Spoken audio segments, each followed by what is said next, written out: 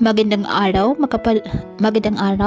Dahil po sa pag-alboruto ng Bulkang Taal, makapal na usok ang bumabalot sa Metro Manila at ilang bahagi ng Central Luzon. Nakakaranas po ng unhealthy o delikado sa kalusugan ng air quality. Dulot ito ng volcanic smog mula sa Taal Volcano na umaangat pa Hilaga at ang thermal inversion. Kahapon nakapagtala ng isang phreatic eruption at 5 volcanic tremors ang Taal Volcano sa Batangas, ayon sa Philippine Institute of Volcanology and Seismology.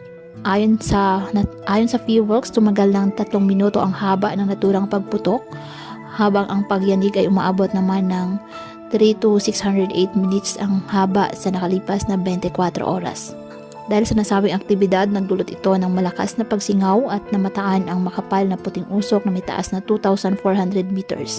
Ayon naman sa PHIVOLCS, na natiling nasa alert level 1 ang Bulkang Taal, kung saan mahigpit pa rin ang ipinagbawal ang ahensya ang paglapit at pagpasok sa pinapatupad na danger zone sa paligid ng Bulkang Taal bilang pag-iingat sa posibleng pagputok nito anumang oras.